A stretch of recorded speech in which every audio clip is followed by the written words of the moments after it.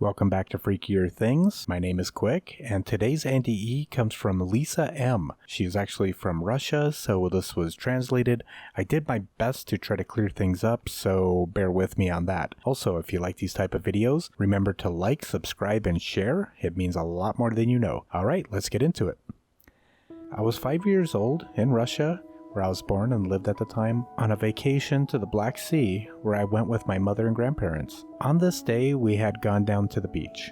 The sea was rough and my mom was standing on the water holding me in her arms. I remember feeling safe and secure, although the waves were huge. I mean from a 5-year-old perspective, and being really excited as they came crashing over my mother and me. Then this particularly big wave hit us, and my mother lost her balance. She lost her grip, and I was washed away by a large wave. For a split moment, I felt the fear of death, my brain instinctively sensing a life-threatening situation. I held my breath and struggled to find something to hold on to save my life, but the only things I was grabbing was water. Only water, everywhere. I was helpless, completely out of control. When I realized that there was no use to fight, nothing to hold on to, I just surrendered. I let go. I started breathing. I didn't even try to save myself. I let go the struggle for life and allowed whatever was going to happen. Next thing I remember is feeling the most profound and utter sense of peace I've ever felt in my life. Actually, I was feeling completely safe, being enveloped and protected by something I can only describe as complete and unconditional love. This love was all around me. It was everywhere. But at the same time, it was also me. It was my innermost essence. I wasn't afraid anymore. There were no worries, no struggle for anything. I could have stayed like this forever. I felt as though I was finally being my true self. There were no limits or limitations whatsoever. I could go wherever I wanted. I could know whatever I wished. I could do anything. The sense of freedom was inexplicable.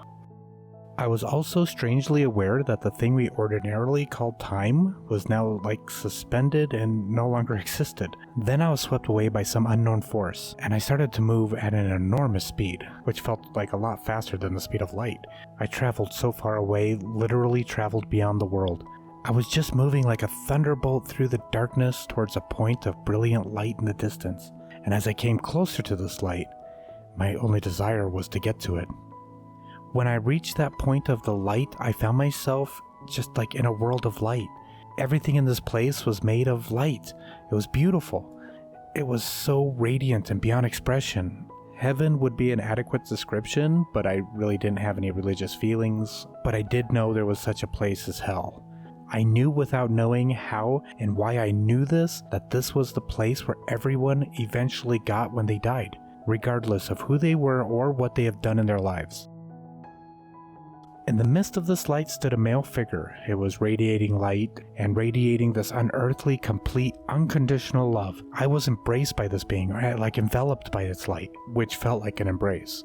Suddenly I remember this place. This was my home. This place was really my home, and I wondered how I could even forgot about it. I felt as though after a long, difficult journey in a foreign country, I finally come home. This being of light that was there knew me better than anyone else in creation. This being of light knew everything about me. It knew all I ever thought, said, or done, and it showed me my whole life in a flash of an instant. I was shown all the details of my life, the one I'd already lived, and the one that was going to come if I returned to Earth. It was all there at the same time, all those little details and the causes and effects of the relations in my life. If it was good or negative, all the effects my choices had on others. And all of the effects of lives others had touched me and had on me. Every single thought and feeling was there. Nothing was missing. And I could experience the feelings and thoughts of all other people involved. It's almost like I became them, which gave me the pure understanding of what brought other people pain or joy or positive or negative experiences and effects of my own choices. This being was not judging me during this life review. Even though I saw a lot of shortcomings in my life, he only showed my life the way it had been to me. All this while loving me unconditionally, which gave me the strength I needed to see all the way it was without any blinders, and let me decide for myself what was positive or negative and what I needed to do about that.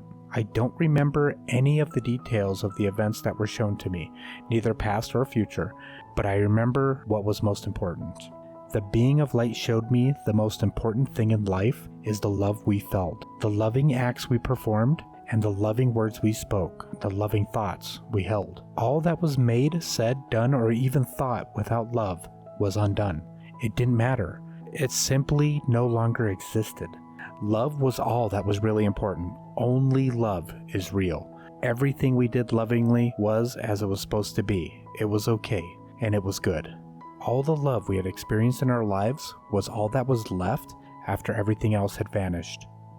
Next, I remember finding myself in some other place, not knowing how I even got there. The first being of light was gone, and I was surrounded by other beings or people who I felt as though I kind of recognized.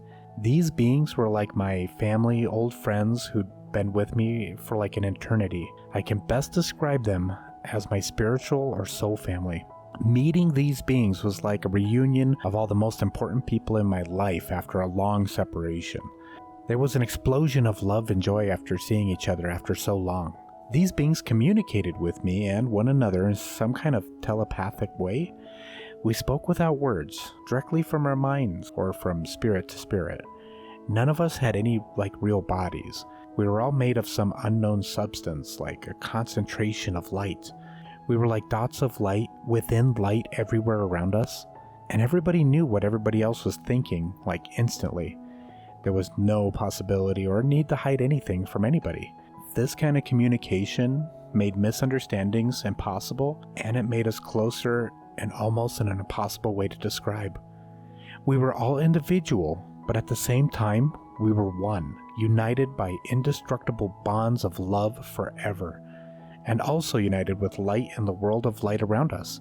Being part of it, it was part of us. The love these beings of light gave me healed me. It swept away all the darkness in me and erased all the pain and sorrow I ever felt on my life on earth. The earthly life I lived felt very distant. It was getting more distant all the time, almost like I've never really existed at all.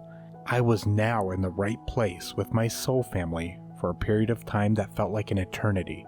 No time in the usual sense existed there, neither did the concept of space. But even so, there were different places to go and spans of time that passed by. This is a contradiction in terms, but it's the only way I'm able to describe it. Spaceless space, timeless time, and this place that we're only pure beings, except being healed. I don't exactly remember what we did. I do remember that we enjoyed it together. I remember this world of light being huge, an enormous place, a place without limits or borders, neither individual or external. I remember all the beings who were in this place had complete and total knowledge about everything. It was so pleasant, loving, beautiful. It was beyond expression. And again, everything and every being in this place was light, and everything was made of light. Even though there were individual things and beings, the light is what I remember best. It was a living light that was everything and all, the essence of everything and all. Next thing I remember is I was suddenly finding myself back in the presence of the light being that I first met, and I was told I had to go back. I said, no way, I won't do it. This was about the last thing I wanted to do. Life on Earth filled with darkness, pain, sorrow, limits. It was horrifying. It was like a prison compared to where I am. I simply refused to go back. I was told that it wasn't my time, and that I had been granted a visit back home, but I had to fulfill my purpose and do the work I myself had chosen back on Earth. The being of light reminded me that my purpose was to learn about love, compassion, and how to express them on Earth, and that my work was to help other people in any way I could. I had chosen these duties myself, and it told me that I would be back in the world of light in no time. Never forget, in reality, there is no time, only eternity itself, it said. The next thing I knew, I was back in my body. The wave washed me up on shore, and I was crawling up to the shore, coughing up a lot of seawater. As a child, I totally forgot about the near-death experience, and the memory of it didn't return until many years later. Even so, it has been with me and given me strength. During my whole professional life, I've been working with helping others in different ways. At the age of 18, I started working with elderly people, like dying, senile, physically and emotionally ill people. I worked with people with AIDS and the mentally ill. and I always felt that my work was being deeply meaningful, even before remembering my near-death experience.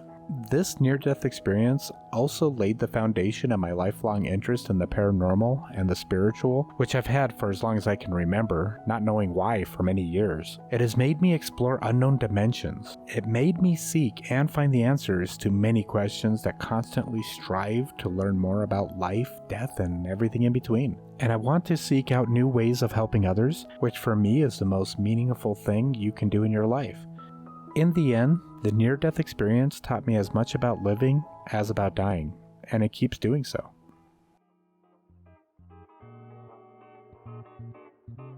Now, thanks for listening to Lisa's story. I hope you took something away from that, because I feel that's a really good NDE, and it really gives us a lot of information and depth. Other than that, remember to check out the podcast at our Anchor page. It's anchor.fm/freakierthings for more. Also, we do have a support there, so as little as 99 cents a month, you can keep this channel going strong. I appreciate you. Now, don't forget, live long and live strong.